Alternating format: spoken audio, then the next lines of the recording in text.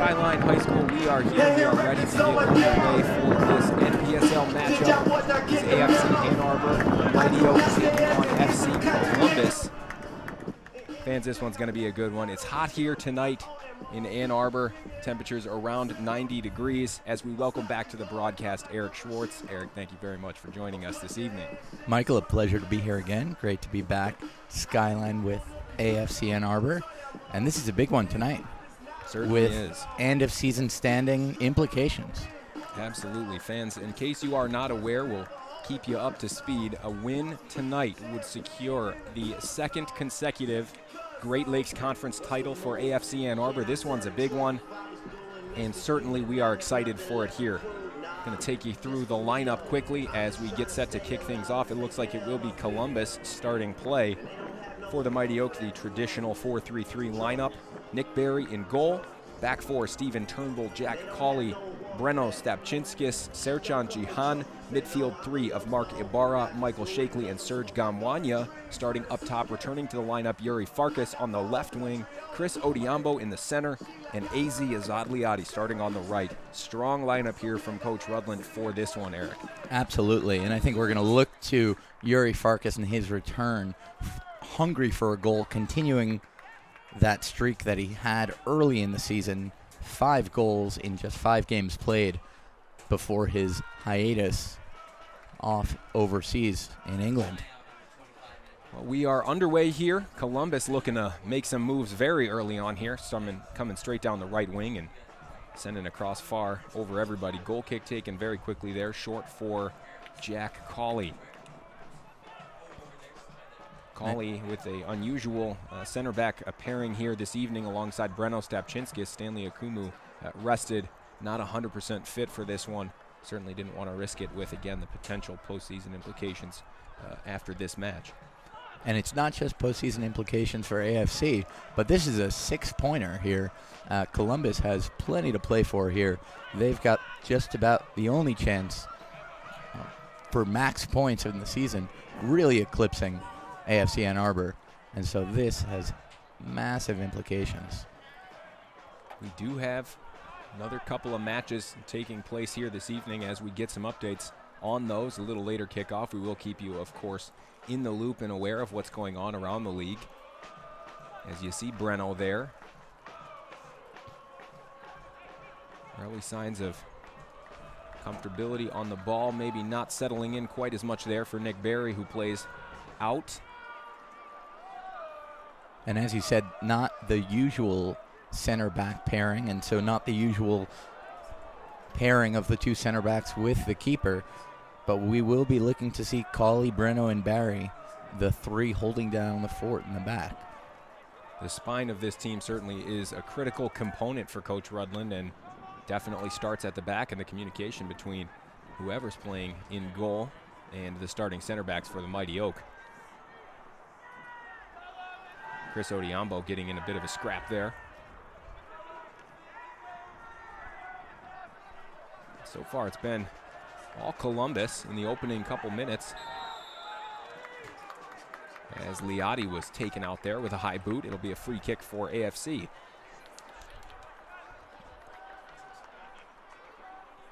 Liati, of course, a highlight of his season, probably that DCFC game-winning assist, man of the match, the Audi man of the match for AFC Ann Arbor. Looking great in that match as he has since then. A little miscommunication there between Breno and Serge. Breno's not able to keep it in play. Deep throw in now for Columbus. Early match jitters, not something we're accustomed to seeing from the Mighty Oak. Occasionally not the quickest of starts. However, some early defending here for the home side.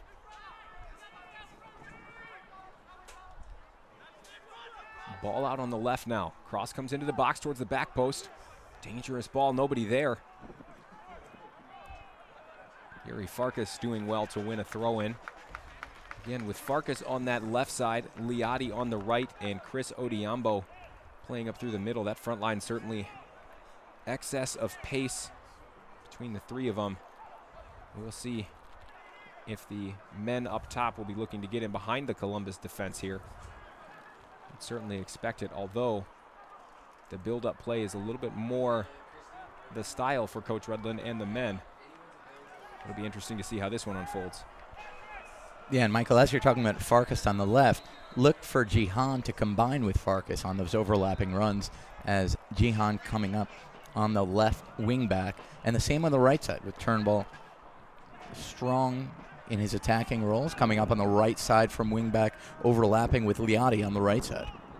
So overlapping runs, very important piece of the game plan for the Mighty Oak. No question, we've seen that on numerous occasions. And again, you mentioned Liati's goal in Detroit. Wing play, 100% created, coming down that right side, and experienced a lot of success this season with the pace that we have in the side. You look across the bench at some of the other options as well. I mean, Jordan Montoya also certainly shown flashes of that pace and that goal-scoring ability. Alec Lasinski, of course, a known goal scorer around these parts, and also a guy with bundles of pace. Really no issue trying to run at defenses. Odiambo now on the ball. Lays it into the path of Farkas coming down the left side. First opportunity for the Mighty Oak to get forward. Farkas beats his man. Good ball into the middle. Odiambo taken out. Referee waves it away. And what a pass from Odiambo to see Farkas well before, a good 15 yards before he got to that ball, placed it just perfectly into his path. Farkas returned the favor, brought it right to Odiambo, and here we go again. Liati, crunching challenge after beating 3 or 4 players, and Michael Shakely is furious. As he should be. Shakely furious that they didn't get the call as the goalkeeper came out, taking Odiambo out. This time the referee says absolutely foul, but Shakely still insisting we could have got that one earlier in the box. And I believe he's also insisting for a red card. It was a potential goal-scoring opportunity.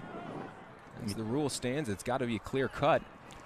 So far, no action from the ref. Did look ugly, was right on the edge of the box, although the ref is placing this just about 2 yards, 3 yards outside the edge of the 18. A card would be valid here. Red would be harsh. It may certainly be. It was a crunching challenge. Again, how clear the goal-scoring opportunity was, maybe not so much. Liati with some excellent work cutting inside, a couple of step-overs, beats 2, and absolutely taken out. While it was a slow first couple of minutes, the sequence here looks pretty strong building up to this free kick. A goal here really would shift whatever momentum we've seen Columbus steal in these first 6 minutes right back to AFC Ann Arbor. Really set the tone for this match here. Certainly a great opportunity to capitalize in the 7th minute here at Skyline High. Couple of guys standing over it now. It's Jack Cawley, Liati, and there is the yellow card. A little dissent, not listening to the referee, and the referee's had enough of it at this stage early on, trying to set the stage for how this game will be called as we move forward. And it looks like now it is Gamwanya and Cawley, the only 2 over it. Will it be the left foot of the center back Cawley or the right foot of Gamwanya? Farkas and Shakely off to the right side inside the box. Gamwanya and Cawley in conversation. It is Gamwanya to take. Effort was directed towards goal. It's out for a corner kick. Off the wall, off the top of the wall, off someone's head on the wall to the corner. And here another yellow card is out. It's a second yellow, and that's a red card. Columbus down to 10 men, just 8 minutes into this one here. The ref was not having it. Clearly Noah could not keep his mouth shut. The first yellow card happened not just dissent, but from insisting on that he could stand wherever he wanted to inside that 10-yard circle from the free kick. The referee is now speaking to the Columbus coach, explaining it. Player just not leaving the ref alone there, and again, consistent conversation. The referee had enough already, as evidenced by the first yellow. That will certainly change things in this one. It's a corner kick now. It looked like just as he was passing by the referee on his way out, mentioned something that she didn't like. Taken short. Gamwanya into the mix. Good ball, falls to the back post. It's another corner. It must have taken a touch there. Cawley opted to leave it. Some pushing and shoving and grabbing in the box. No fouls there. Well, it's been a lively start here in these opening 9 minutes at Skyline. AFC with their third corner of the match so far. It looks like it'll be Serchan Jihan to take this one. Short for Gamwanya, leaves it for Jihan. Now back for Liati. Tackle comes in. Stephen Turnbull gets involved, and now Columbus look to break. Odiambo, the farthest man back. Ball tried to play over the top. Doesn't connect, though. Odiambo, furthest man back, not something you find yourself saying a lot with this AFC Ann Arbor team. Certainly not. On corners, it makes sense. He's not the tallest guy on the roster. His pace was used well there to stifle that attack, and in the end, no trouble as the ball fell comfortably for Nick Berry. And there the center forward and point striker is right up top as Odiambo's returned to his point spot. Stephen Turnbull, acres of space. Liati did well to find him. Turnbull back for Breno. Things really seem to be clicking now for the Mighty Oak. Here's Cawley looking into the left side for Farkas. He takes a touch inside. As you saw Jihan making that strong overlapping run on the left side. Farkas with a brilliant through ball to Michael Shakely there. Michael Shakely just wide. Great vision by Farkas to see Shakely making that run. Saw his options, picked out what looks like the best one. And a nice touch by Shakely, just wide. And boy, the form he's in, you would have bet on him to put that one in the back of the net. Good opportunity.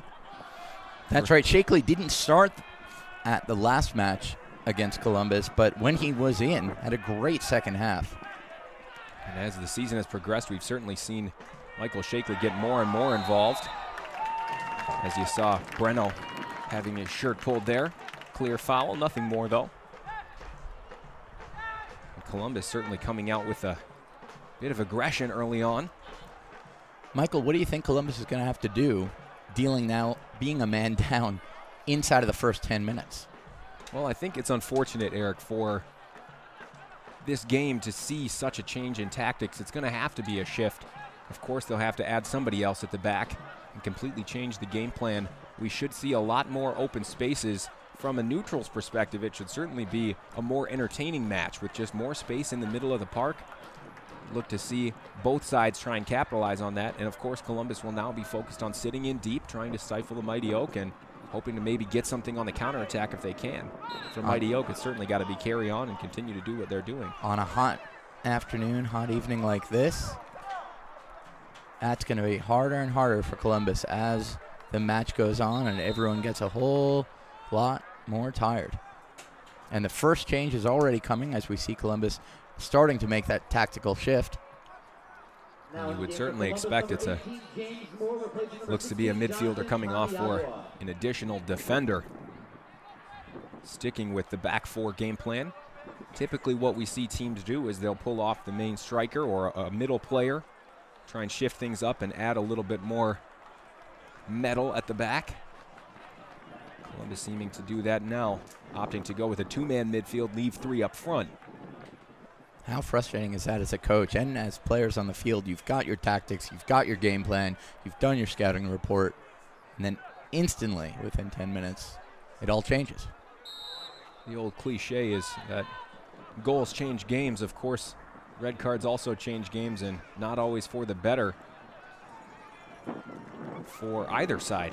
In the end, it'll be a completely different match than what we may have seen with it being even 11 v 11. Odiambo gets pulled down now. Shakely takes the free kick quickly. Into the middle now for Odiambo. You just get the sense from Shakely. He is hungry right there. That quick restart.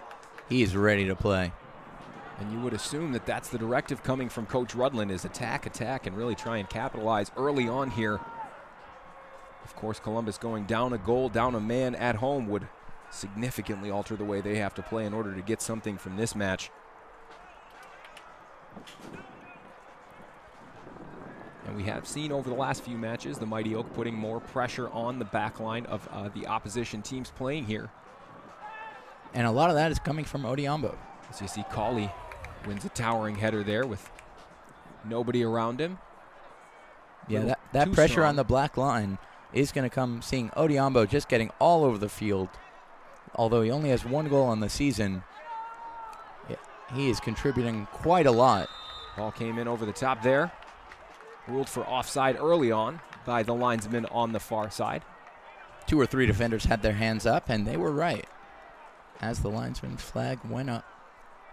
Certainly was a close one there, but in the end it is a free kick for AFC Ann Arbor. And again, what we'll look to see from the Mighty Oak here is a lot of pressure coming on Columbus after that initial pass. The goalkeeper will maybe take some of those goal kicks short. And as soon as that first player touches the ball, the men in white march down the field and are all over him.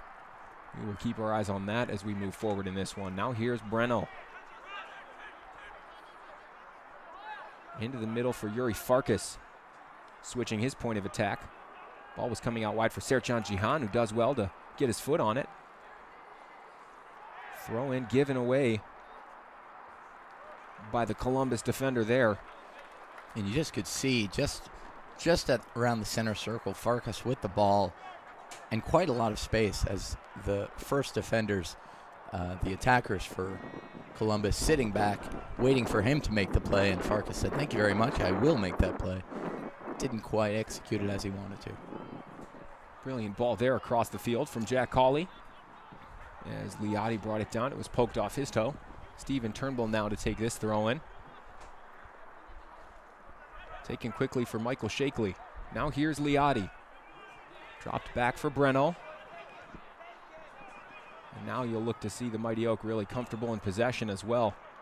Without that additional man on the field for Columbus, it will make things very difficult in possession as Ibarra sets his sights on goal from 30 yards out. Off target, though. Looking more like a field goal from field goal range. Certainly was an American football effort from Ibarra, although we have seen him hit the target from pretty far away already this season. You certainly wouldn't think it's ridiculous for him to have a shot from there. Just didn't connect properly with that one. It did look quite good. He did get a nice connection on it from just about 30 yards out. Turnbull wins the header. Gamwanya shakes off the pressure to keep possession. Now it's Michael Shakely. He has a look left, instead goes right for Liotti. Liotti goes at his defender one-on-one. He'll take it past the first, now the second. Goes down in the box, doesn't look like it was a foul though. You can just see the speed on Liotti there, getting past that first defender with ease. Nice tackle from Ibarra. Columbus with all hands on deck trying to clean this one up. Ball goes all the way back for Turnbull now. You mentioned it, Eric. Liotti with the speed coming down the right is a constant threat. And Cawley saw him again making that quick run towards the corner, just a bit too long. But Liotti threatening with pace on the right. Jihan threatening on those overlapping runs with pace on the left, as Farkas has been taking more of a central role to some extent, collecting the ball, not so much playing the left wing. Jihan thought about going for the early touch, instead lets it bounce once and drops it all the way back for Nick Berry. He looks right back for Jihan. Taken down nicely on the chest. Misplaced pass to Farkas though.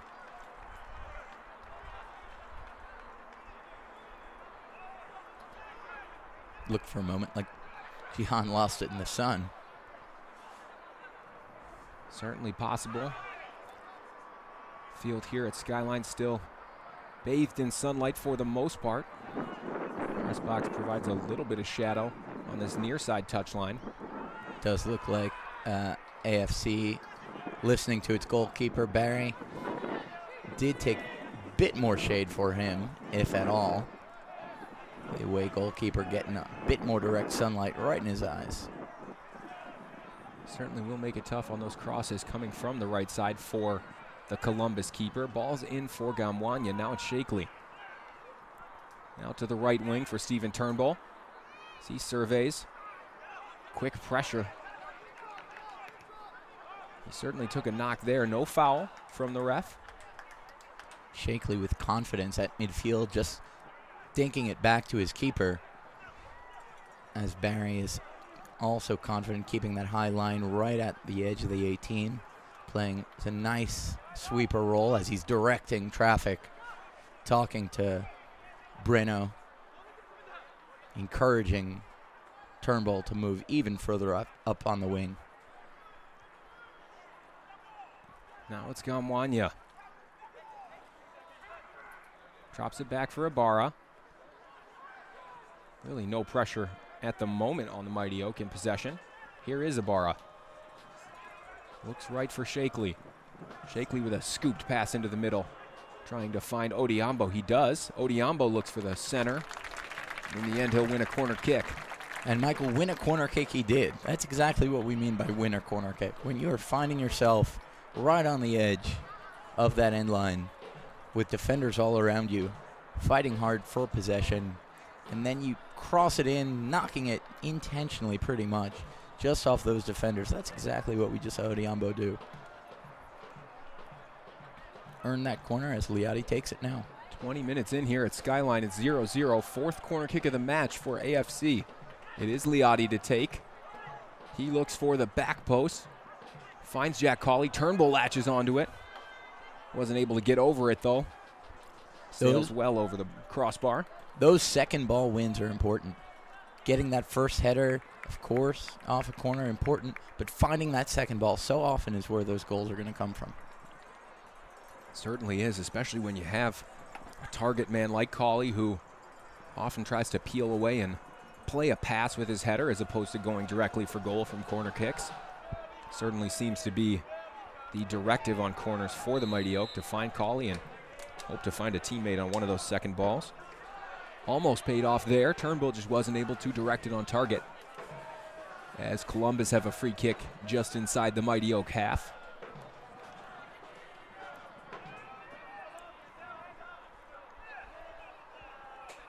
We see, as we're seeing the midfield take its shape and really control and flex its muscles here and control this game, we're seeing Ibarra sitting even deeper than the other two midfielders and really controlling things out of that middle, directing traffic right in the middle of the field. Curled ball towards the back post goes out of play. Miscommunication there from Columbus going forward. As you mentioned, Eric, Ibarra certainly filling in his traditional role at holding midfield position. We saw it a lot last season at the University of Michigan in his freshman campaign. Certainly where U of M coach Shaka Daly likes to use Ibarra. Starting all but one game of those 19 games, Ibarra was Big Ten all-freshman team. And rightfully so, had an excellent campaign. Again, you certainly saw him grow into the season. Didn't have the brightest of starts, but definitely by the end of it looked like a very, very talented player, and we've seen that here throughout this NPSL season as Liotti takes his touch away from the defender. Liotti tries to cut inside, beats one, crowded off it. It's a throw-in. But again, Liotti still the danger man coming down that right side for AFC. Here's Turnbull. Touch pass one. He looks to go wide. Crossed into the box. Turnbull showing speed on the right side, letting everyone know it's not just Liotti who's the fast one on the right side. Turns out that was deflected, and Turnbull earned himself a corner kick there. He certainly thought it was and was asking questions of the linesman. Going back to Ibarra in his terrific freshman season at U of M, not only getting those starts from the coach, but also earning himself the spot as the primary free kick taker from distance, leading the team in assists, looking to carry that into his sophomore season next year. Here we go with Liotti on the corner again. Already the fifth corner for AFC. Ball comes in, driven hard, headed away by Columbus. Jihan heads over to take this throw in. And much like, I believe it's Alec Lisinski, Ibarra, an alum of Skyline High School, just a few years after Lisinski, captained the team right on this very field. Nice homecoming summer for him, just a year after graduating. And here we go. Breno was looking to find Odiambo in the middle.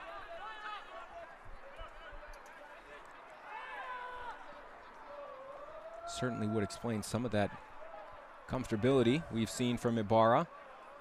But it seems that the Mighty Oak, despite the change of venue this season, have had no trouble settling in at Skyline. Cauley with a critical interception there. Turned out it may have been a handball. Referee does decide it was. It's a free kick for Columbus. Good opportunity for the visitors to try and push a few men forward here. 25 minutes in.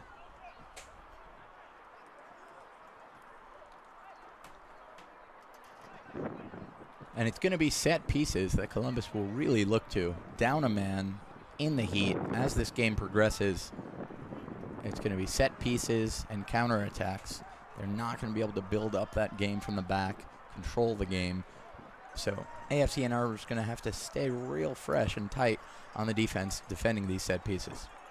So far from open play, it has been all Mighty Oak. Columbus with the ball. Ibarra heads it away. And that is a wasted chance for Columbus. Nicely defended by Ibarra and the Mighty Oak here. Well, the typical message is you have to beat the first defender. And in that instance, it looks like the referee has called for a water break here on 25 minutes.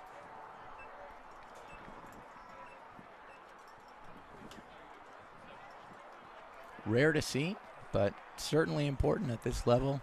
Making sure the players, young and still developing, nobody's getting too injured, too dehydrated. Keeping everyone safe and comfortable here. Well, 25 minutes in, Eric, what have you seen so far from both sides, and what do you think about the way this one's playing out? I like the way we're seeing the Mighty Oak control that middle of the field, right from the middle of that center defense pair of Cauley and Breno, all the way up through Ibarra, really controlling things there, bringing the others into it, Shakely and Surge in the midfield. I think that we're going to continue to see that Liotti and Farkas are going to be the problems for the Columbus defense. Looks like things are being distributed out right around that 30, 40 yards out to those runners. And I'd expect some of these runs, overlapping runs, bringing in those crosses, look to be the trouble for this Columbus team. So far, job done to some degree for Columbus, going down a man after just 8 minutes of play. It remains 0-0 so far, but certainly the run of play and possession has gone to the Mighty Oak. As the players start to make their way back out onto the field here. I'd say, Michael, the critical thing is for AFC Ann Arbor to stay alert. Watch for that counterattack. If you're going to have possession, it's easy to lull yourself to sleep. Possessing the ball, knocking it around, swinging it from one side to the other, waiting for the right chance. Columbus will be doing the same thing, but ready to pounce at any mistake, knock it up right to their striker to attack those center backs and the keeper. So let's look for how Mighty Oak respond to those rare counterattacking challenges and set pieces. Here is Columbus after taking the throw-in, coming down their right-hand side. Ibarra gets involved. It's a throw-in for Columbus. The early goal that Coach Rudlin and co. would certainly have been looking for after seeing that red card didn't come. Not for lack of chances from the Mighty Oak, just nothing really too troubling so far. Yeah, we saw Odiombo get in there right inside the 6 with an opportunity as he was taken down by the keeper. No foul there. Just before the... As you saw the ball bouncing around there, Cauley in a physical battle, and in the end, miscommunication between Cauley and Barry. Doesn't come to any trouble, though, as Breno was able to clear. Those are Liotti stepping in. Just the kind of mistakes we're talking about. Columbus will pounce. Mighty Oak have to be clear about who's in control on that back line. Liotti giving possession away there. Strong challenge by Sercan Cihan, the German, on the left back far side of the field. wins possession back. Here is Stephen Turnbull now on the right. Nice cut back there. And again, we see the game plan.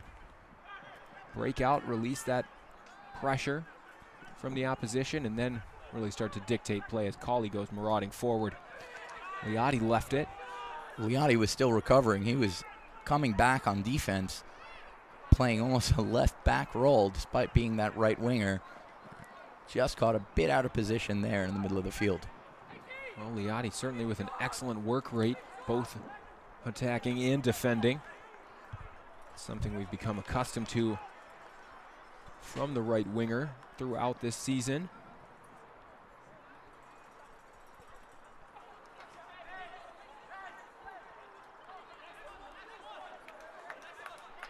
As you see Gamwanya there in the middle of the field, encouraging the boys. Calming them down, saying, listen, that was one little mistake in front of goal. Let's not worry about it. Let's get the next ball. Let's make some opportunities and take those up top. Breno dropping back for Cauley. Gamwanya all the way back to Barry. And there you see Ibarra filling in, dropping very deep when Breno and the Mighty Oak are in possession at the back. Now it's Turnbull, tries to turn away from his defender, had no option. Rolls it out of touch. You see exactly what Breno is indicating. Come on back. You got to move back to me. Check two. Talking to Turnbull on the right side and Ibarra, as you're saying, in the middle. Check two to me. I'll give you the ball right at your feet. You can have your back to goal, but then we can work together and move the ball up as a team. That was one where Turnbull found himself in a bad spot with nowhere to go. Had to give away the throw in there.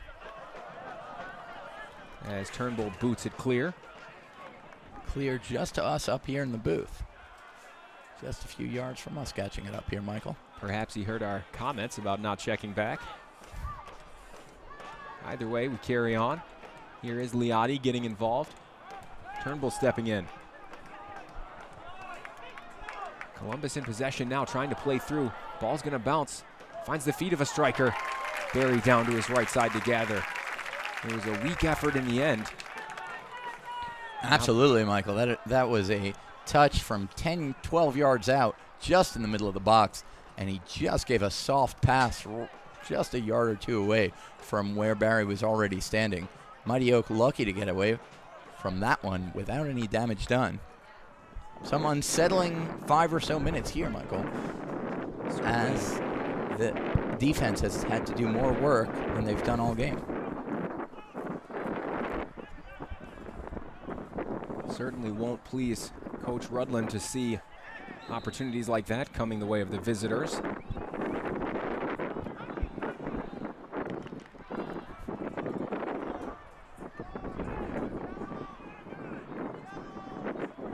Odiambo being the pest that he knows he should be and can be to that defense.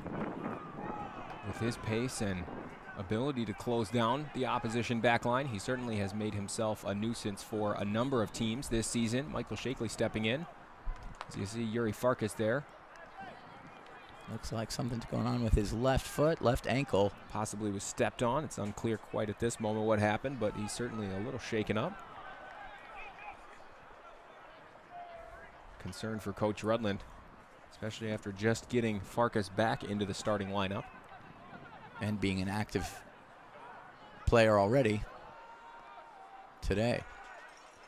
Breno sweeping clear out of the box. Columbus with several fortunate bounces, taking it to the end line. Cross coming in over everybody's head. It's out for a goal kick. Since the water break, Eric, we've seen the visitors really start to try and get something from this game. In particular, making a push, try and get something before halftime. Absolutely. I think what we're going to see is you might expect that Columbus team to take on these few minutes of surging, but watch for them to get a bit stretched out. Let's not forget they are still missing a man. You don't want to be 1-for-1 with this speedy Mighty Oak front line. We know Columbus is a talented team. Of course, the red card does change the way they play and their style, but doesn't take away from the talent, and should an opportunity come,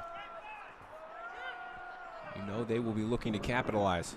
Cauley plays out to the left for Jihan.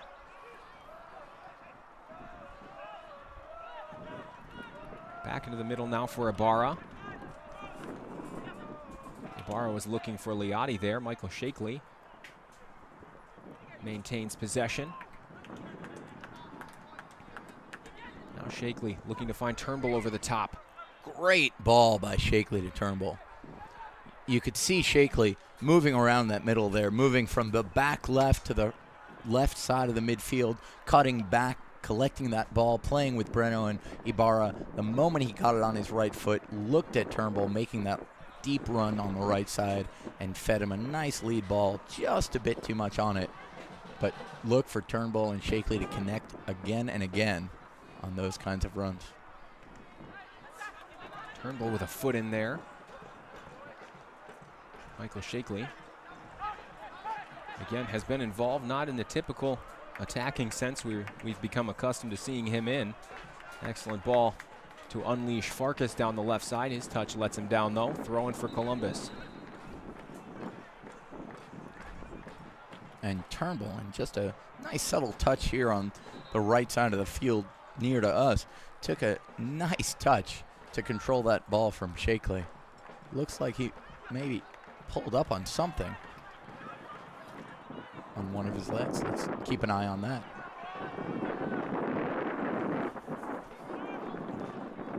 Amwanya with the deflection there. Yuri Farkas trying to muscle the opposition off the ball.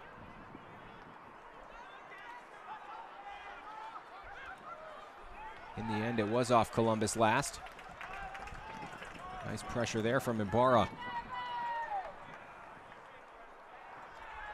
And you can feel how the two teams both sense that the momentum of this game is up for grabs right now. Both are looking scrappy on those loose balls, fighting tough for those 50-50 balls. Right now, Mighty Oak trying to settle back into the game as they did just after that red card with the possession, as Ibarra looks to distribute from the middle of the field. At the moment, the Mighty Oak playing a bit of keep away from Columbus. Breno goes back to Cauley. Ball into the middle for Odiambo. Finds his feet, deflected though. Ball coming through, gets in behind Breno, and Columbus are on the break now. Mighty Oak have 4 men back. Ball on the left side, couple of step overs there. Played into the middle. Back to the left. Back post Low open. drive comes in. Odiambo with the cool head to turn and play clear. Finding Farkas. Nice touch from Farkas there. Now it's Shakely. Mighty Oak with an opportunity to break. In the end, they go slow. It's Liati into the middle for Ibarra. And absolutely a nice touch by Farkas there to just lay it off. Really looks to that transition play. Right there, Columbus could have taken that back and kept the pressure on. Instead, Mighty Oak ball. The entire lineup is now on the other side of the field. Ibarra was looking for Farkas there over the top. Couldn't find him, though. Columbus again taking possession.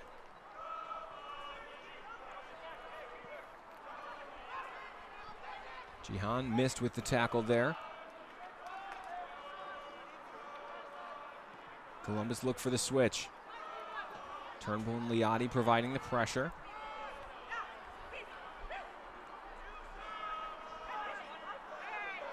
And Liati gets in a tangle of legs there. Nothing intentional from either side.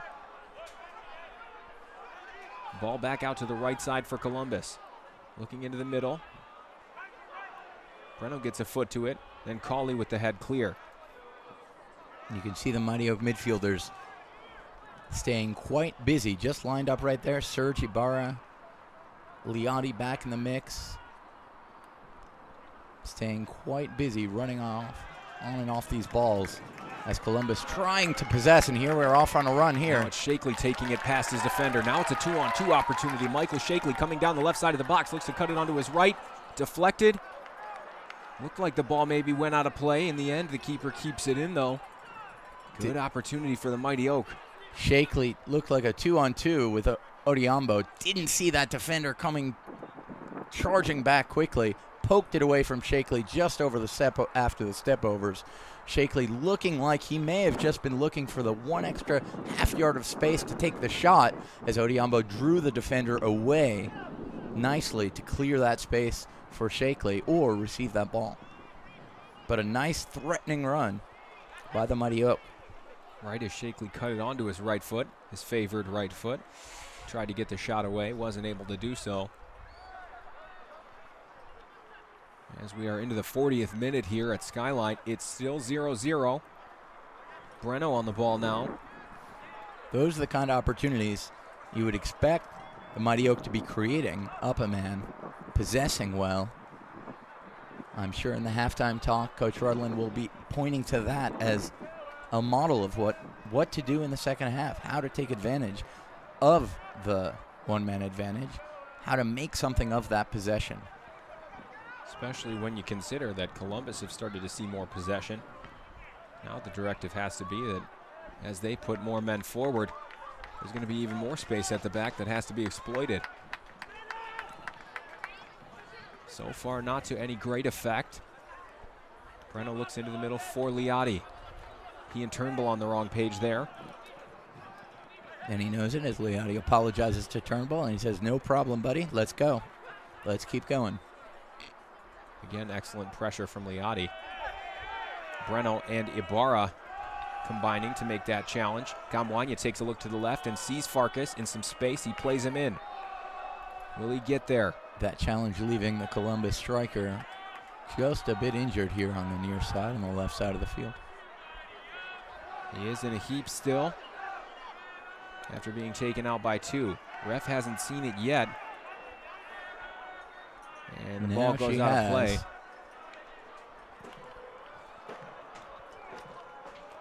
And at this pause for injury, there's 5 minutes remaining before the half. Look for both of these teams to try to squeeze out just that last drop of energy, get a quick breather here, grab a bit of water, and then come out strong to finish this half. Looks like it's a toe or some sort of foot problem here. In the end, no medical attention needed. And a quick water break for both sides. Temperature still flirting with 90 degrees here, especially hotter down there on the turf. And no escape into the shade. Just the sideline right at the fans on the Mighty Oaks right side. But plenty of sunlight all over this field. Throw in deep in Columbus territory. Sportingly played back to the visitors by Farkas. Fair play there on the injury. They knocked it out, and Ann Arbor gives it right back to Columbus. Well, Ibarra reading that one from the Columbus keeper. He was looking down the left wing, doesn't find anybody though.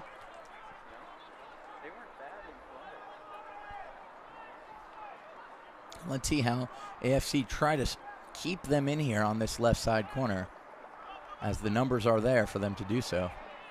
Ibarra wins the header. Shakely muscles his defender off the ball. Liotti comes down with it. A lot of pressure there on Liotti from behind. Referee does not see a foul there. Nothing wrong with that one. Ibarra out to the right side for Turnbull. Will the Mighty Oak look to grab a goal here before halftime? Here's Cawley, the captain. Looks into the middle for Odiambo. His touch a little loose. Turnbull gets in and wins the ball back. Turnbull in the middle. He plays it out to the left touchline for Serjan Jihan. Now back for Turnbull. Turnbull moving fluidly from right to left here as he was able to possess that ball, encouraging his teammate Breno to take up the right side and move up a bit. He says, no thanks, I'll step back. That's your job. Good run from Serjan Jihan. Instead, Gamwanya goes through the middle for Farkas, who's taken up a more central position.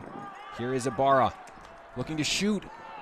Good effort from Ibarra, not far away. But so far, that has been the story of this first half, Eric. It's been long-distance efforts, the best opportunities for the Mighty Oaks so far. Yeah, Ibarra thought he had it, saw the line right to the goal, took that shot from just about 30 yards out, just only about 3 or 4 yards over the bar. But that try, Michael, a couple of long shots, a free kick, Odiambo causing some trouble for the keeper, and then the 2-on-2 with Shakely and Odiambo. Those are the real opportunities that we've seen, not all of which have actually been shots on goal. Haven't really seen the keeper tested. Haven't seen these defenders tested on a foot race with any of these strikers or midfielders. Coach Rudland will have plenty to talk about. Ways that they can better utilize their speed against this back line. Here comes Columbus with the ball into the middle. It's dangerous. Barry tips it onto the bar. Barry up again. Cleared away by Breno. And again, Barry left furious after that one. Couple of collisions. Furious in saying that someone's knee went right into his chest, which it looks like it did. He cleared it off the line, tipped it just as it hit the crossbar. Again, the Mighty Oak working hard, cleaning up this mess in the back, but fortunate to walk away unscathed. Corner comes in from Columbus, cleared away by Gamwanya. 2 minutes of stoppage time. Danger still there for Columbus. Now looking down their left side. Good tackle from Farkas, booted clear, anywhere will do. Liotti putting some pressure on, trying to win the ball. Does get to it. Excellent speed from Liotti to close that one down. Long ball will go out for a goal kick, and that was certainly the most dangerous spell for the visitors so far in this one. And you can see Barry as the keeper back there, just furious still. He wants that control, wants to be protected. Felt like he neither had the control nor was he protected there. Keepers never like being smashed into. In that case, the referee decided nothing too illegal about the moves there, as the Columbus keeper is forced to head clear, coming all the way out of his goal. Yuri Farkas looking to grab something late here for the Mighty Oak. Throw in taken quickly. Chris Odiambo tries to bring it down. Ball on the right side for Breno. He and Turnbull find Ibarra. Ibarra was looking for Farkas there. Defender intercepted, and here we're back on D. Cauley makes a nice stop, preventing the fast break. Barry's thanking him, giving him the thumbs up. Absolutely necessary intervention there from Jack Cauley. On the tackle, it was one-on-one at the back. Ball comes in from the left. Again, it's Cauley, this time with the header clear. Ball's going to fall for Liotti now, and it is a foot race as he tries to get away from one. He will do so. Collision in the middle. Liotti worked hard, pushing off pressure from not one but two defenders, hanging on his back, then gets tangled up at the stroke of halftime. Fans, it is 0-0 here at Skyline High between AFC Ann Arbor and Columbus. It's been an entertaining match, as you recall, in the 8th minute, if you're just joining us. Columbus seeing a red card for some dissent from one of their players to the referee. Certainly changed the match, made things a little more open.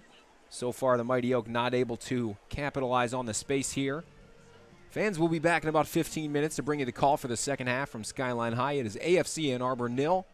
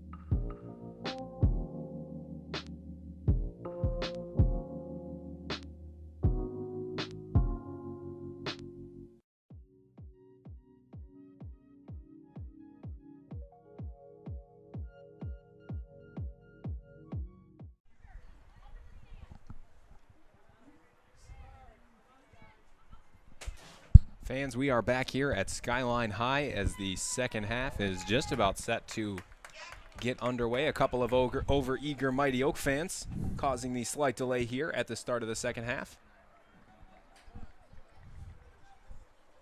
It is 0-0 between AFC Ann Arbor and FC Columbus of Ohio, not Indiana, despite my previous comments at the end of the first half. And Michael, what we've seen here is a really balanced first half between these two sides, playing 10v11. And at the half, as we were discussing, a variety of factors here. Some personnel changes, some new faces here, haven't been playing together. Having Yuri Farkas back has changed some of the dynamics in the middle of the field. Yuri Farkas certainly more naturally a central player. He spent a lot of the first half out wide on the wings. Not to say that he can't thrive in that position. It's just that he maybe is more suited to play in the middle. Seems like he's taken up that position to start off the second half here. We see Shakely being extremely active, moving himself up to that line of attackers with plenty of support from Ibarra and Surge in the center of the midfield.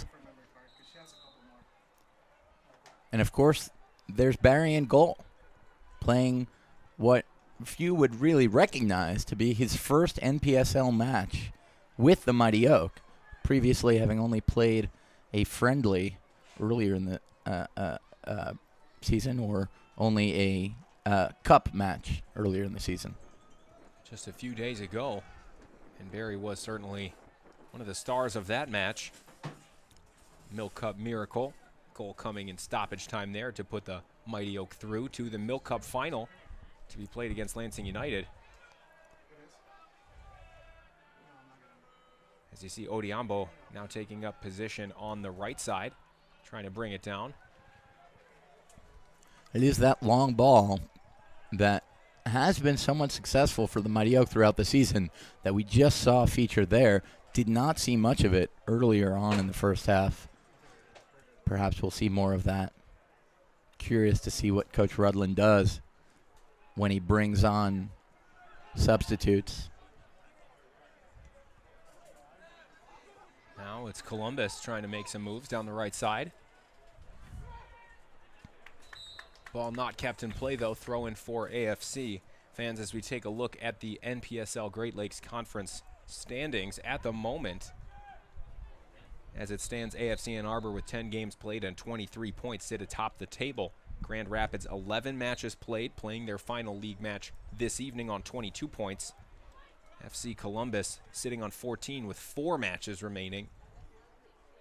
The way it would work out mathematically, if AFC Ann Arbor are able to find a goal here and win this match, it would secure a second consecutive back-to-back conference title for the Mighty Oak in front of the home support. Of course, that will be the directive from Coach Rudland. AFC Ann Arbor still with FC Indiana to play at home. If the Mighty Oak do draw or lose this match, results elsewhere will come into effect. We will keep you posted as we have updates. As you see, Farkas playing out to the left side for Liotti. But the key, Michael, is that AFC have their fate in their own hands. 3 points today, there's the title. Certainly would put them in a strong position heading into playoffs. Of course, seeding and things of that nature come into effect at that stage. But of course, the task at hand is still to win this match. And so far, like you mentioned, Eric, it has been very even-keeled despite the early red card for the visitors.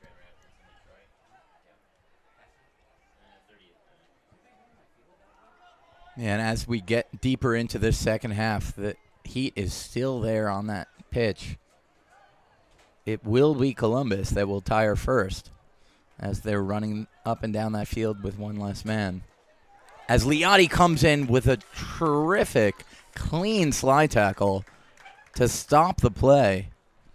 Both players okay after that challenge, but really a textbook-looking slide tackle by Liotti coming in.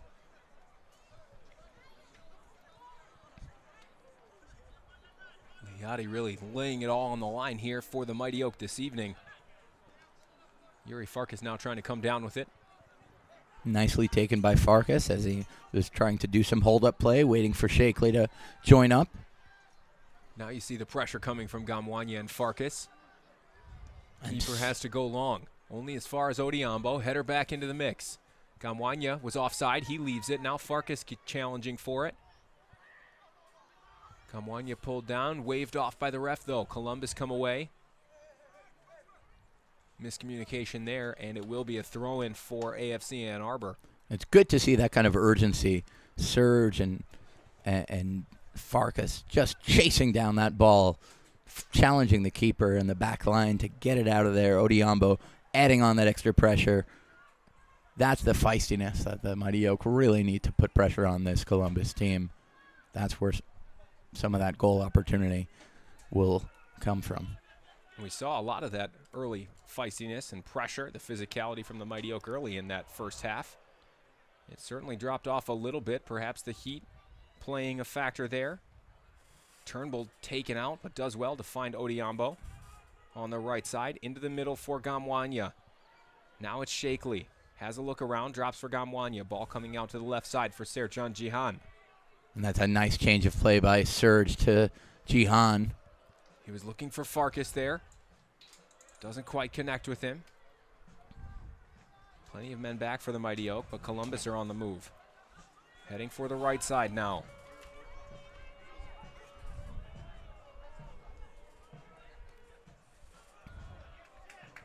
And giveaway there. Odiambo looking for Farkas. An easy giveaway there. Columbus handing the ball right back off to the Mighty Oak in the middle of the field.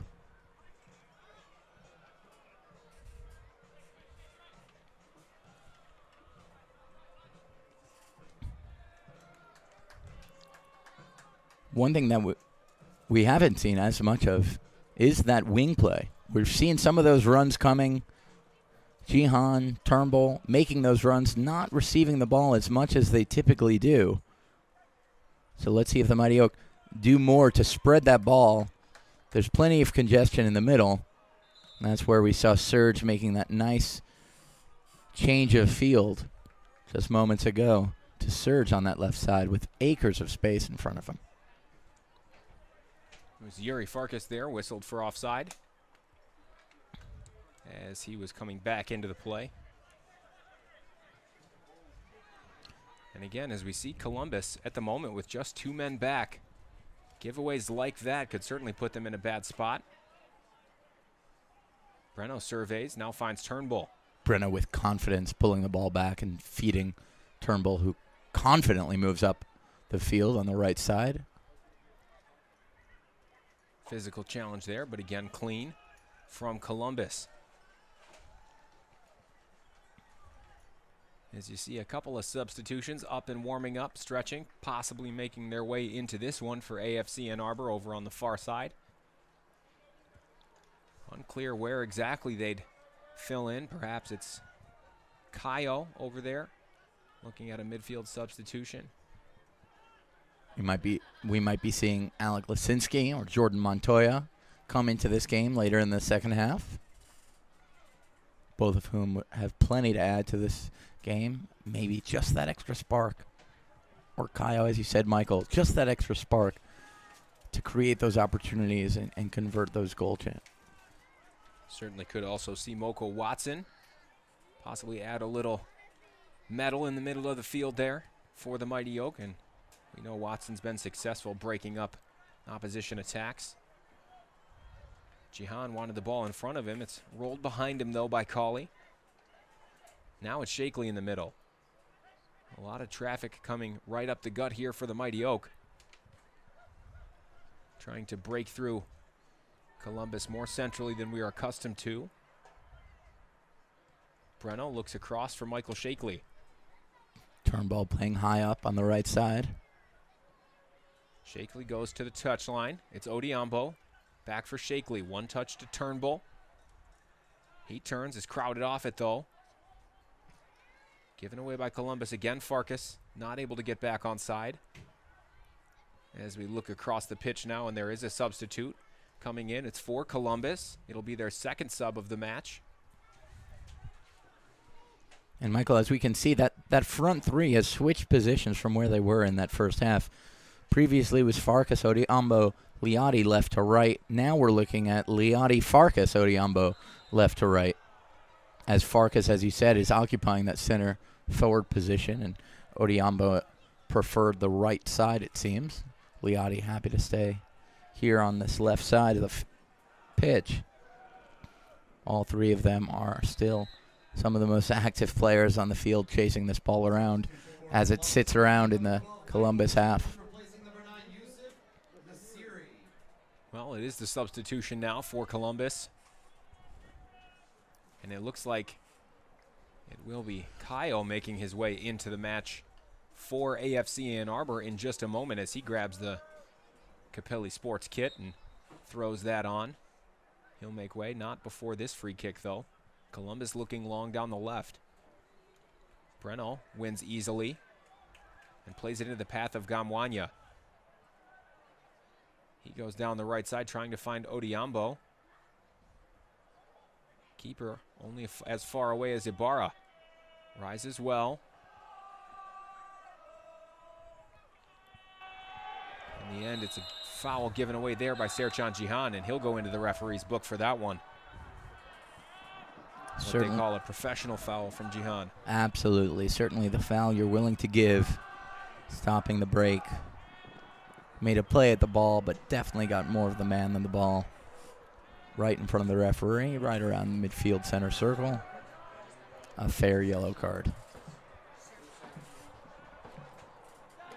Certainly was from Serchan Jihan.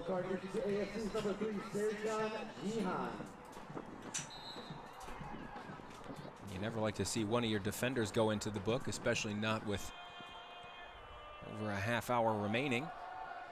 That said, it broke up a dangerous attack. And the Mighty Oak are back in possession now. Here's Cawley. Well, as we look across that midfield trio with Kyle preparing to make his way in, who do you think leaves between Shakely, Ibarra, or Gamwanya? I wouldn't be shocked to see any one of those three. All three extremely active in this match.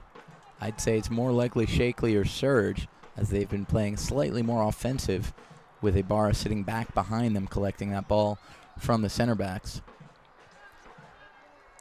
Towering header there by Cawley to find the feet of Liati. And you saw just a moment ago it was Gamwanya connecting with Shakely and looked over for the offside flag. It never came. In the end, he wasn't able to bring it under his control, but he knew it was a good opportunity missed there as Shakely comes away with it. He looks into the middle. Great ball now for Gamwanya, just an inch too long. Again, it was the Mighty Oak streaming forward with numbers. Great shielding by Turnbull there, seeing the ball is rolling outside. Shielding the player off just at midfield. Well, as a bit of a surprise as Ibarra makes way here for Kyle. There we go. An attacking substitution for the Mighty Oak. That's exactly what it's going to do, Michael. I was thinking Ibarra would sit back, but instead,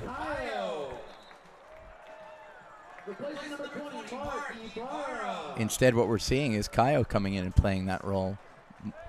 More likely to be playing offensive than Mark Ibarra would be in that holding midfield role. Certainly his more natural position, the Brazilian. As Kayo got the ball and distributes it quickly. Ibarra with a great showing today. Really controlling things in the middle of the field. Should be proud of how he's played today. Gamwanya looking to find Farkas. A nice 1-2 from Farkas and Gamwanya. Farkas again with that hold-up play. Back to goal. Wall pass with Surge. Makes the turn. Gets into the box. Just a bit long. And Kayo with a... Was that Cawley with a aerial challenge here and a head injury. Let's hope he's okay. Cawley caught the back of the defender there, and he is down.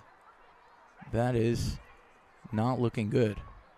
Certainly a sore one for Cawley, who has been a rock at the back this evening for the Mighty Oak.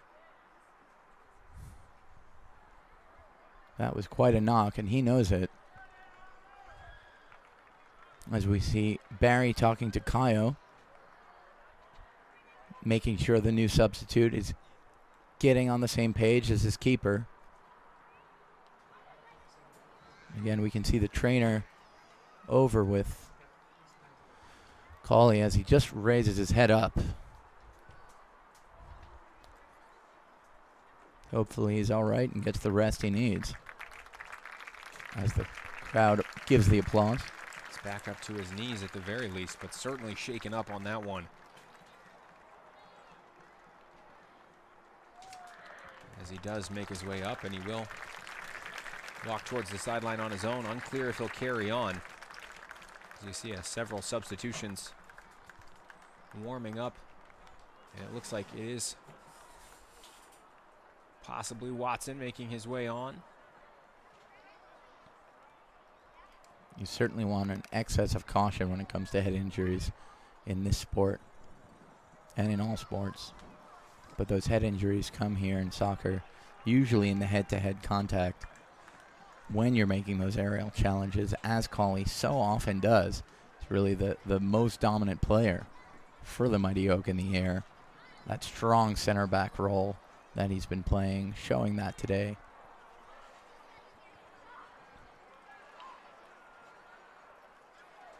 So it looks like the trainer on the far side of the field is having a conversation, not just with Cauley, but the Columbus player who may or may not have been involved in that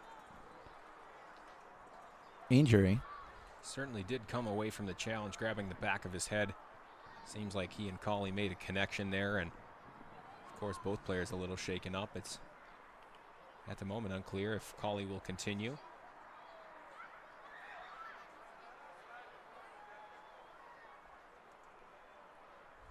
Cauley in conversation with Eric Rudland there about whether or not he remains on the pitch for the rest of this one, as we have just about a half hour left here at Skyline. In the end, you could imagine like what he's trying to say.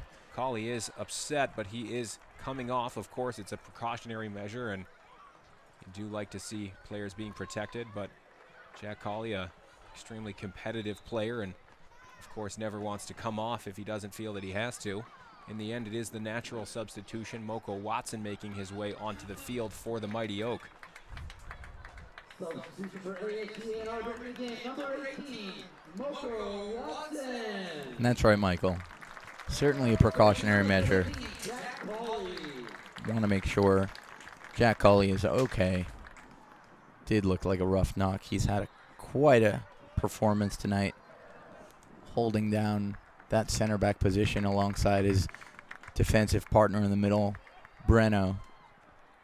As we'll see Watson collect for his first touch here from the keeper. Watson a little bit more attacking.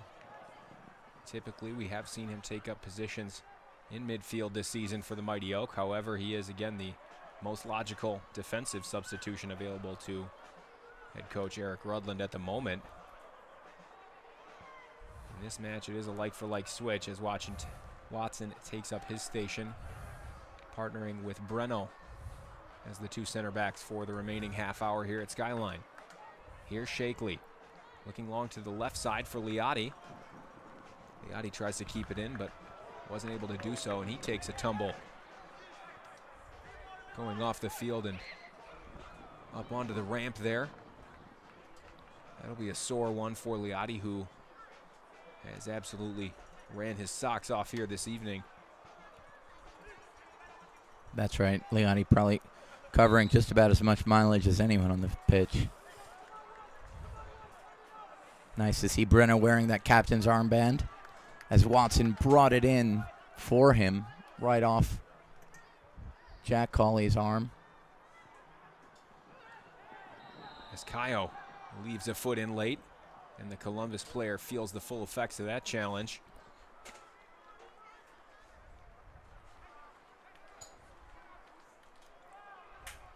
Well, you'd imagine at this stage, Eric, there will be significant stoppage time added on at the end of this match. Several injuries. Yeah, we're looking at already an hour in. You would have thought in these 20 minutes of the 15, 20 minutes of the second half, match goes one of two ways. Slows down, injuries, slower possession play, fewer opportunities, or things really open up. 11 v 10, defense, midfield missing. AFC Ann Arbor able to keep that stamina up. We haven't quite seen the latter. We've seen quite a lot of the former. Barry calling over his whole team for a team talk here, right in the middle of the field with Breno. Just the kind of team leadership that you're looking for from your keeper and center back. And it certainly seems that the Columbus player has taken a bad knock. As you see now looking across the field, it is Azad Liadi seeing his last action of the evening with Jordan Montoya set to replace him here. Montoya, player with a lot of pace, and again, a wing player by nature who you would expect, Eric, will certainly open things up in this one for the Mighty Oak. Absolutely, Michael. This is the offensive substitution the team's been looking for.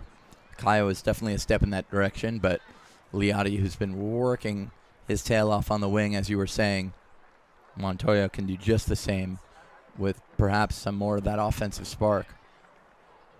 Barry's pumping this team up. Again, as we said, not someone that you would think hasn't played on this field before as an NPSL player for AFC Ann Arbor, but indeed is taking that leadership role. Certainly is a natural leader on the field and in the changing room. Nick Barry. Physically large presence for the Mighty Oak. Stands about 6'4", maybe 6'5", very broad-shouldered, extremely strong goalkeeper. He needed the full length of that wingspan of his earlier on, pushing Columbus's effort, deflected effort up onto the bar and keeping it out. That was the closest we've come to a breakthrough in this one from either side, as Columbus are set to take this free kick, and it looks like they will take it long after about 5 minutes or so of stoppage time. That will surely be added at the end of this one. Odiambo knocks it off a Columbus player. It's a throw-in for AFC.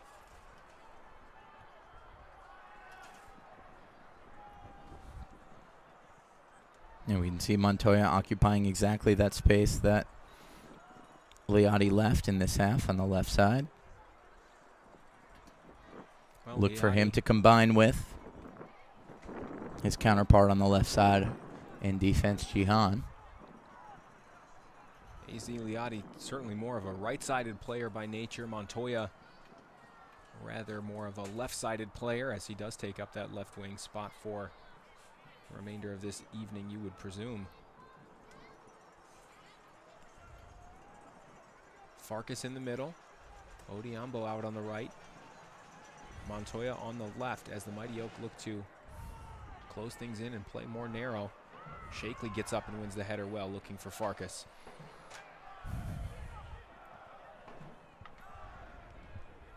Jihan scuffs the clearance, falls for Moko Watson. Calm header back to Barry. Thought about the early distribution to Jihan. Instead, he leaves it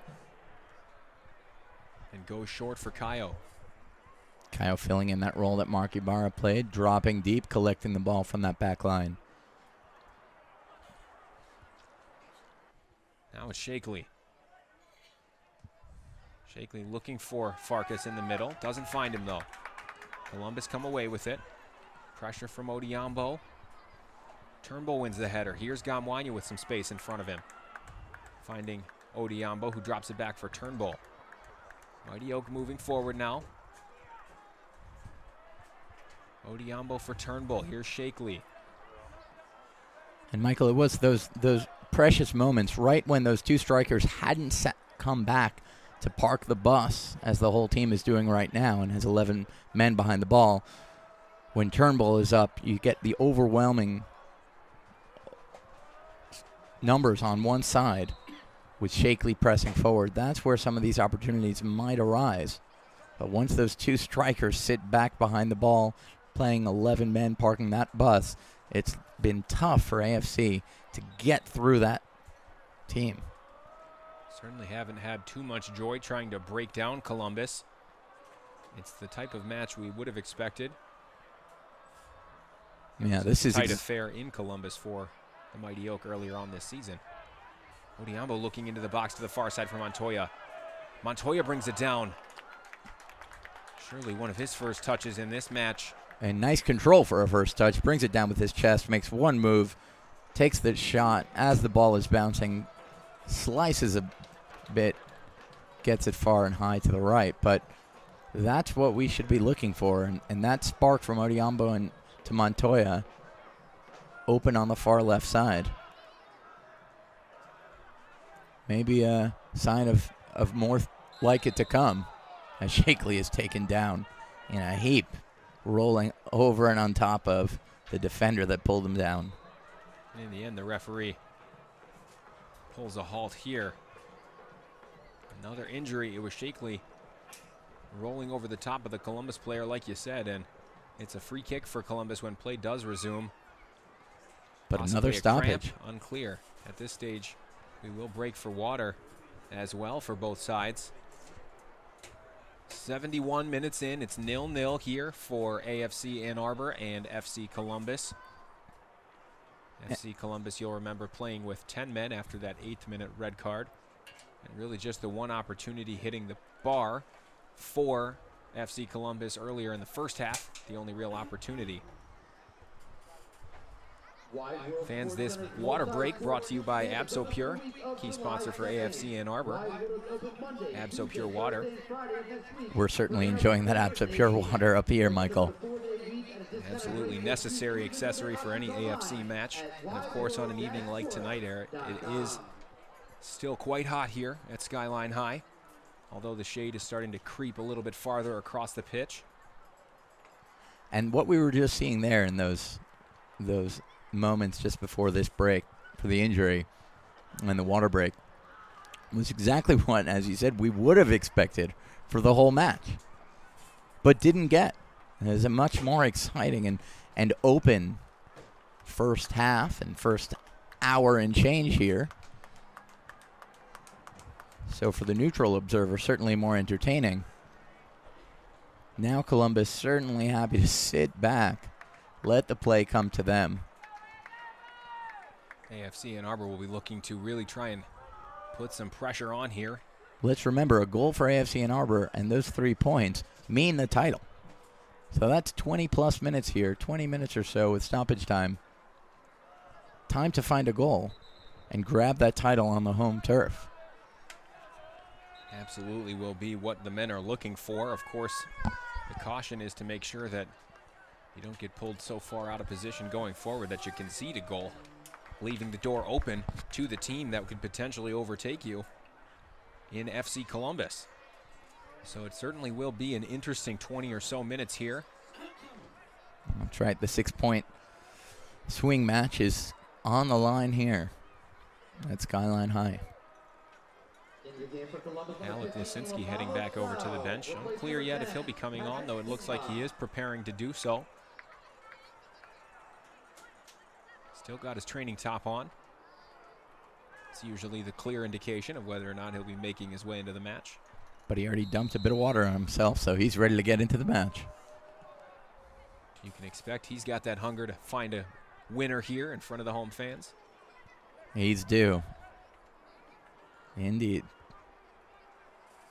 Columbus now in possession, coming down the right side. Watson steps in and wins the ball back. Here's Odiambo. So far, the 3 substitutes for Mighty Oak have been doing just what they were brought in to do. Watson, Caio, Montoya, backline, midfield, forward, all stepping up right into those roles. Again, the depth of the Mighty Oak on full display here this evening. And you look at the quality in the side to bring in 3 subs and really not lose anything at all. Montoya chipping in with the goals on several occasions this season, has had a very positive first spell in Ann Arbor. Moko Watson, ever present in midfield and at center back. And also played at right back. It's that depth that makes AFC so strong. It's also that depth that makes some of these AFC Ann Arbor players not be in the top ranks of the statistics for the league. They are sharing those minutes nicely across the team. Farkas, for instance, those 5 goals early in the season in just 5 appearances still puts him among the top 5 in goals per game for the conference. But certainly the rest of the goal production spread across the team. Stephen Turnbull with some excellent work there to win the ball. Great physical play by Turnbull, as we do see Alec Lisinski getting fully prepared to enter. And you would assume at this stage it'll be Farkas or Odiambo. Lisinski can play wide or more centrally. Be interesting to see who makes way here. Watson dropping the ball all the way back. And Barry plays it into the middle.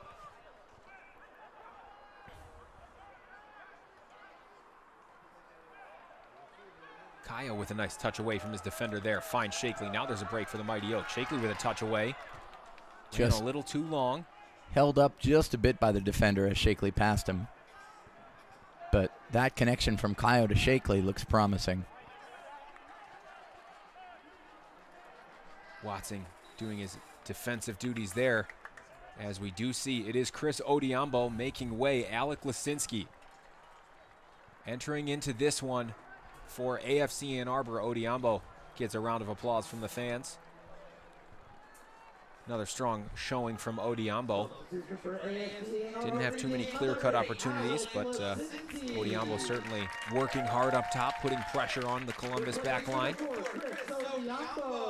And that is Odiambo's style. He may not be the goal scorer, but he certainly will be involved in it. Involved in the action today he was. The few chances the Mighty Oak had, Odiambo had a hand in. Long throw in from FC Columbus here. Nick Barry, no trouble at all, comes out to gather. As he looks to set things off. Going the other way. Launches long for Shakely to his feet. Touch lets him down though. Columbus come away with it. Good pressure from Farkas in the middle. Kyle stepping in. And Nick Barry with a nice pass in transition there. A good 30, 40 yards in the air to Shakely. Getting that pass to midfield. A great way to start off a quick counter. As you saw Stephen Turnbull winning the free kick there. Breno into the mix for Michael Shakely. He looks out to the right side. Finds Gamwanya. Nice one touch trying to find Farkas. Didn't connect though. It's back for Barry. Here's Watson. Shakely goes out wide for Turnbull. Overlapping run coming from Lisinski. Free kick given away. Good opportunity for the Mighty Oak. It is 78 minutes gone. Here at Skyline, 0-0. And AFC Ann Arbor have a free kick from about 25, 30 yards out on the right side. Turnbull exchanging words with his winger counterpart on Columbus. Certainly took a heavy shoulder charge on that side. But won that free kick, giving the Mighty Oak a nice opportunity here as numbers are in the box. Mighty Oak certainly have a lot of height, despite Cawley being out. Ball comes in towards the back post. Watson tries to win the header. Gamwanya with a touch. He and Montoya bring it down. It's going to fall in the end for Lisinski. He lets it run. It's a throw-in for AFC Ann Arbor. Smart play from Lisinski there. He thought he may be able to keep it in. Instead, it's a throw-in, taken quickly. Now it's Lisinski directing traffic wide to the other side of the field for Shakely. Looking through the middle. Ball's going to fall for Farkas. Let it roll for Gamwanya. Gamwanya nearly found Shakely there, right at the PK spot. Just shy of it. Mighty Oaks still somehow have possession here. Gamwanya taken down after a nice bit of footwork there. It's another free kick. This one a little more central. Stands at about 45 yards or so out from goal. But another good opportunity to move some bodies forward and try and bring something down here for the Mighty Oak. With about 10 minutes remaining in normal time. It's Gamwanya over it. As you see Watson, Breno, Shakely all going forward. Yuri Farkas in the mix as well. Now to the game for Columbus, number 13, Luis Hernandez. Yeah, those big guys up front are certainly the targets. Lisinski back. Gamwanya was looking for Farkas, and his Looks catches like the face of a Columbus player. Yuri Farkas goes into the book now. Unfortunate there. Doesn't look like Farkas knew too much about it. Throws a boot up, and in the end catches a player in the face. And those plays are always hard, Michael, especially on a set piece where everyone's getting ready to get their head on it. If the ball comes in just a little short, you're still going to head it very often. And Farkas got his foot up to it.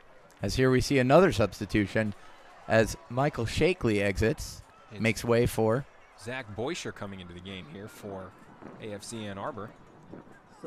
Boisher, a couple of substitute appearances, has started a match or two as well this season. Seen some action in the Milk Cup. Boisher adds a very similar style to Michael Shakely. Again, likes to get forward. Yeah, as we said, Shakely was certainly playing that attacking center midfield role. Certainly much of the offensive work was making its way through Shakely. Let's see how Boisher fills in that role.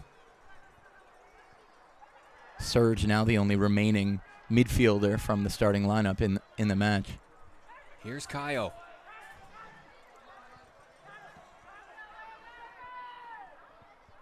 Kayo linking up with Farkas. Nice Brazilian connection there. Here's Montoya. Dropping it back for Breno. Loose touch.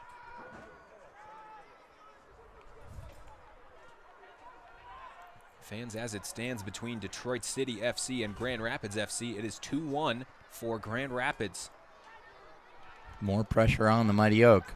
Grand Rapids, despite having a few more games than Columbus played, sitting up in that second position right behind the Mighty Oak. A win for Grand Rapids would put them on 25 points as Columbus are moving forward. Kayo. Great move by Kayo right there. He didn't get a touch on the ball, was playing for the ball, but got his body in front of the player, shielded the ball, possessed it just enough for his fellow defending Mighty Oak players to get their feet on it. Here's now we see Boisher. Into the middle for Montoya. He and Boisher trying to connect. Still Boisher. Dropping it back for Kayo now. Out to the left for Serjan Jihan, who's made his way forward. Looks into the middle. Finds Boisher. Nice flick back for Kayo. Kayo going out wide for Turnbull. Ball pops up. He keeps it, though. Now Turnbull heading for the byline. Keeps it in play. Turnbull into the middle. And a great move by Turnbull.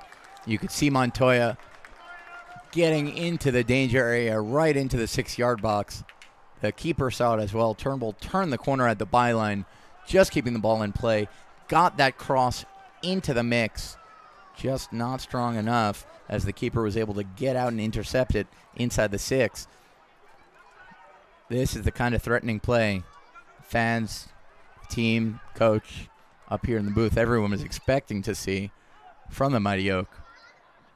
Good to see it now. There's still plenty of time left in this match. Turnbull just bullying his way past his defender on that occasion.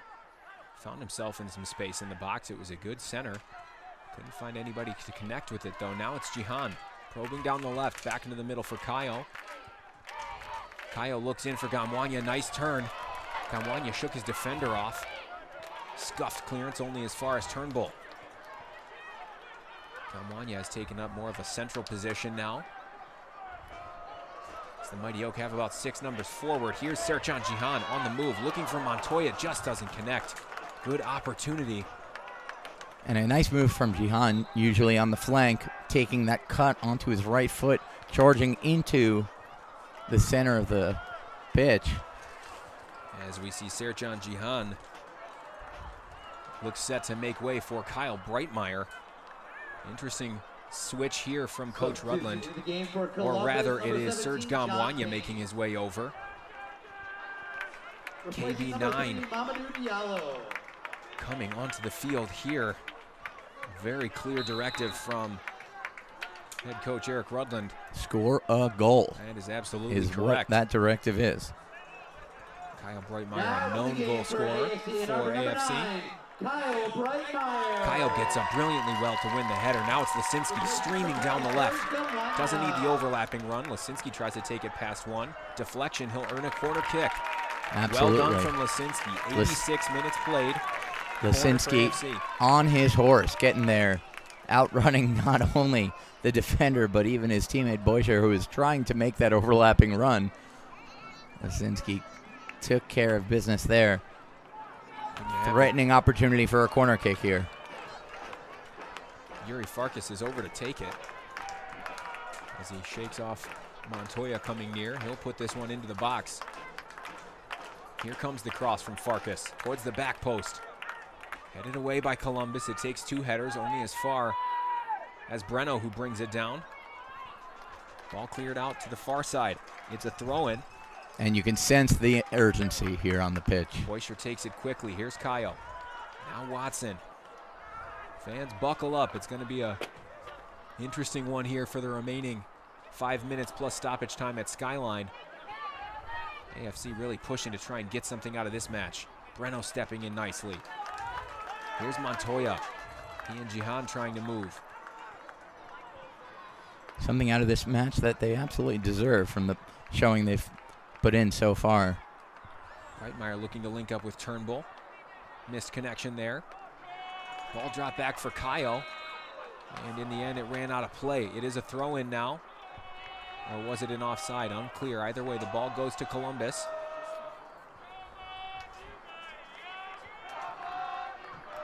With Kyle Breitmeyer in, there are a number of attacking options here.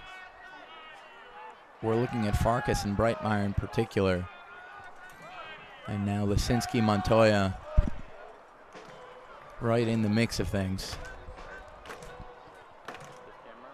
Well, Columbus at this stage in no hurry to take any free kick. A point would certainly do after being down to 10 men for the better part of 80 minutes here this evening. Cross comes in though. 3 points would do even better for the visitors. Ball is kept in play. Impressive speed from the striker there. In the end, it's a throw-in for AFC. Good defended, well defended, I should say, from Alec Lisinski. Jihan and Lisinski combined there for a nice defense to win that ball. Columbus looked threatening there on a 2-on-4 as Lisinski makes this long run on the left side. Not receiving the pass. Yuri Farkas dropping deep, taking possession. Now it's Breno out for Turnbull. Turnbull sees the run of Boischer going down the right side, and he tries to find him. Cleared away for a throw-in. As the clock ticks into the 89th minute, it's 0-0 at Skyline. It's been a very physical match here. So far, AFC without any real opportunities to take the lead. Moko Watson making a good decision there, despite his goalkeeper Barry there and open. Flicks the ball back forward, and Mighty Oak are on the attack here. Here's Kyle Breitmeyer on the right wing with the ball into the middle, looking for Lisinski at the back post. Good save from the keeper. Clever bending ball. Breitmeyer puts that in with plenty of spin, bending away from the keeper, forcing him to dive far outside that 6-yard box. Got his hands on it, but that's the ball in threatening position. Ball over the top to no one in particular. In the end, Barry has to come out to the edge of his box. He does gather it, though, and rolls it out for Watson. Now the attack moving forward for the Mighty Oak. Here's Turnbull into the middle for Kyle. Kyle has a look and goes out left for Lisinski. Lisinski is onside, takes it with his chest. Nice touch by Lisinski. The shot just wide from Lisinski. And a terrific touch by Lisinski. A great feed, but Lisinski on that run takes it on his chest, keeping his pace and diagonal run right at the keeper. Right off his chest, takes that on his left foot. Can't quite get that on the frame, but a yard or two off to the left. Lisinski looking pumped and ready to attack that goal. Well, we're into the 90th minute here. No signal yet for how much stoppage time will be added on. Lisinski lays it off for Boischer. Out wide for Breitmeyer. Breitmeyer takes a touch inside. Here is Breitmeyer in for Montoya. He and Farkas try to link up. It's cleared away. Pressure was on from Columbus. Breno gives it away there. Some danger here. Ball cut back inside onto the left foot. Blocked by Breno. Now wearing the captain's band for the Mighty Oak. A strong block by Breno. 5 minutes of stoppage time. And we have the official 5 minutes. announcement. It's 5 minutes of stoppage time added on here. Is Well, there time enough for the Mighty Oak to grab a win and secure their second consecutive Great Lakes Conference title? stoppage time, a vestige of the past, really, for soccer and the beautiful game. But 5 minutes is really absurd. The number of injuries, long injuries, each one nearing 3 or 4 minutes of injury time. Really surprising to only see 2 minutes added in the first half and 5 in the second. Certainly could have been more as Farkas looks to find Breitmeyer in behind. It was a good thought. Ball left him wanting, though. Breitmeyer wanted it a bit further outside on his right shoulder. Montoya, now Farkas. All hands on deck going forward for the Mighty Oak. Here is Farkas. Farkas looks to have a shot. Drags it wide. Farkas is hungry for the goal. Looks like Breitmeyer was too. Keeper saw that one off easily. You do want to keep that possession and find that goal. Don't want to give them the opportunity to kill 20, 30 seconds like this on another couple of goal kicks. You can see the entire Columbus bench up and wishing this match ends already. Montoya winning the header in the middle of the field. Excellent flick on as Lisinski's going to get onto the end of this one. Lisinski with the left foot. He drags it wide again. That far post was open. Lisinski again with a really slick touchdown, not really losing any of that speed on the run. Open on that left side. This time it was the far post.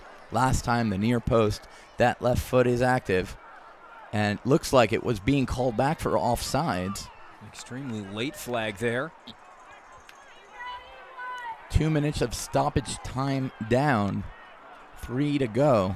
Tremendous work there from Yuri Farkas to win the header in the first place.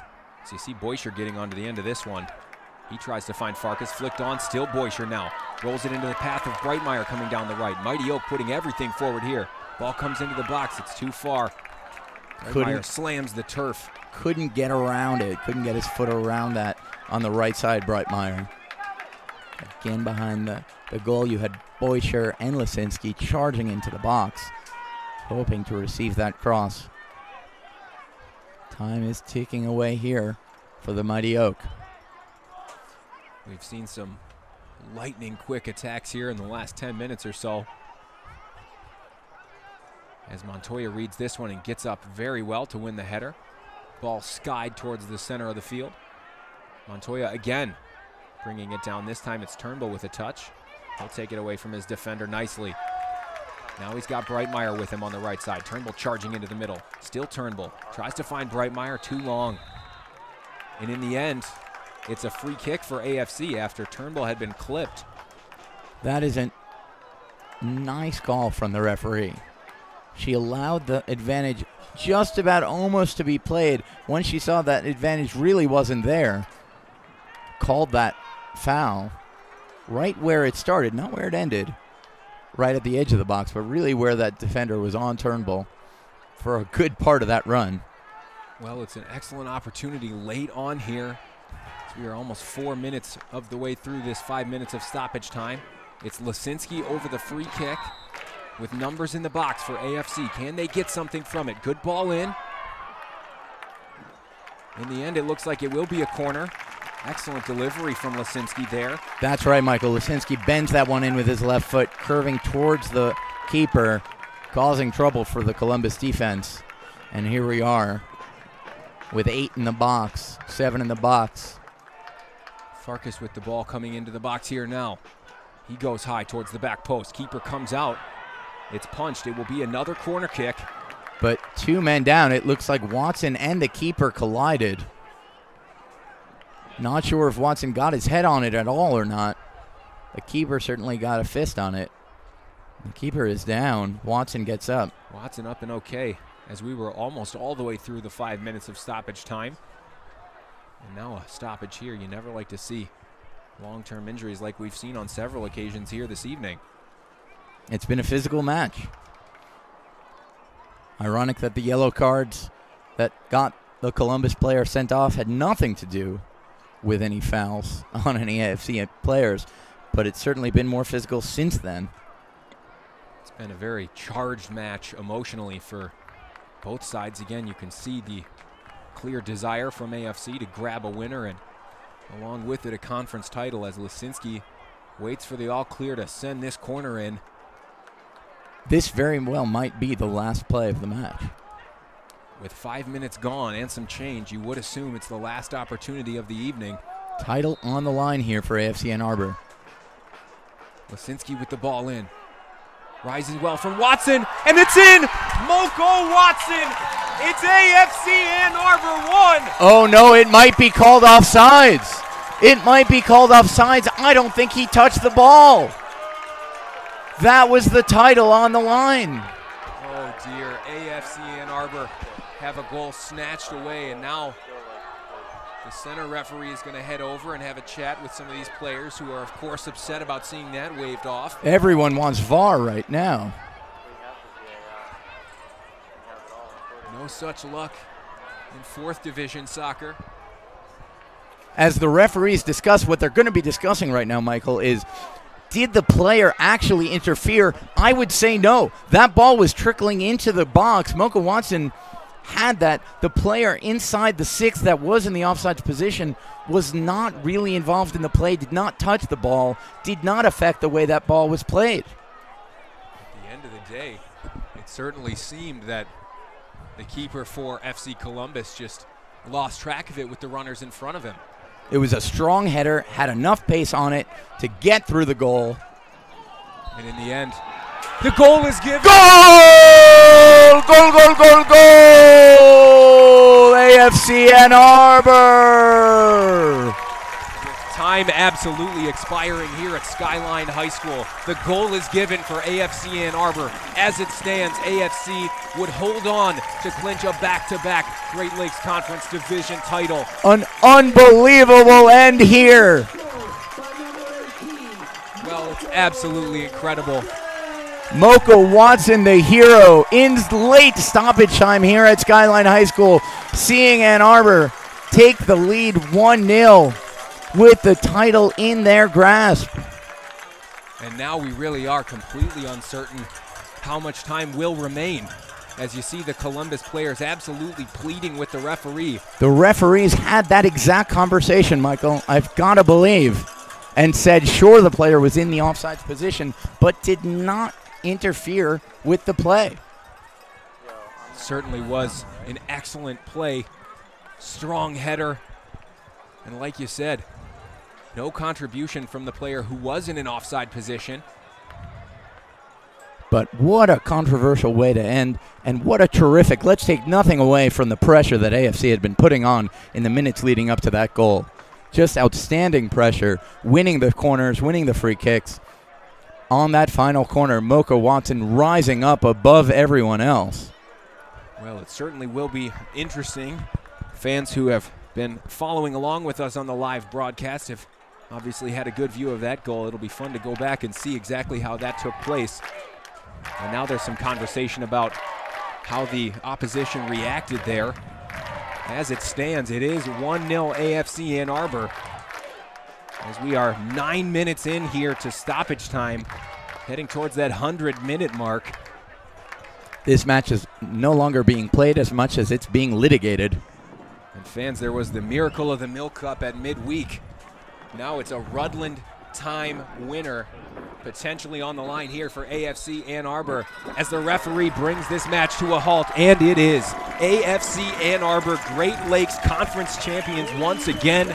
An unbelievable match. Eric, What do you see from the Mighty Oak in terms of keeping their heads in this one and being able to close this match out so late on? Michael, just an unbelievable sense of poise and experience and really confidence in this team, keeping their cool, staying strong, getting that last couple of efforts in, really in the final breaths that they had left to give. They were still pushing. They were still pushing for the goal. Those last corners took a whole lot of effort. Every ounce of energy they had on this hot night, as you see the fans celebrating, but nobody as much as those players on the field. Well, it was certainly an incredible finish to this one. And we have to commend the performance from the 10 men of FC Columbus, going down a man after just 8 minutes and really hung around there and had some opportunities of their own to take this one away. In the end, it's not enough. AFC Ann Arbor clinching a back-to-back conference title. It's 1-0 AFC Ann Arbor versus FC Columbus. Eric, it has been an absolute pleasure to have you in the booth with us for this one. My absolute pleasure, Michael. Thank you for having me, and there's really not anything like a last-second winner, a stoppage time goal in the 96th minute to win the title in front of the home fans as the players come and thank the fans on the near side of the pitch. Fans, there you have it. For the second season in a row, your Great Lakes Conference champions in the NPSL, it is AFC Ann Arbor. As always, thank you so much for joining us. We will be back to give you the call as AFC Ann Arbor take on FC Indiana.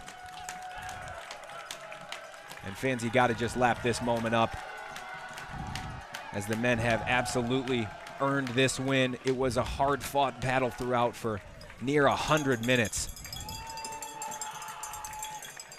And the joy on those guys' faces, that is really what this is all about. You can absolutely see how much it means to them to guarantee not only their ticket to the playoffs, but another conference championship. It really certainly does mean something special is brewing here in Ann Arbor. Not only this season, but last season as well. You've seen what Coach Rudland has done for this program and the type of side he likes to build. It's very strong. That's right, Michael. Strong performances. Outstanding momentum here. 2 excellent seasons in the NPSL. This year in particular, with some highlights throughout the season. Strong play against crosstown rivals in Detroit and DCFC, here and away. But AFC Ann Arbor winning the title with a game to go. Certainly will mean some changes come into the side. Fans, thank you so much for joining us this evening. It has been an absolute pleasure.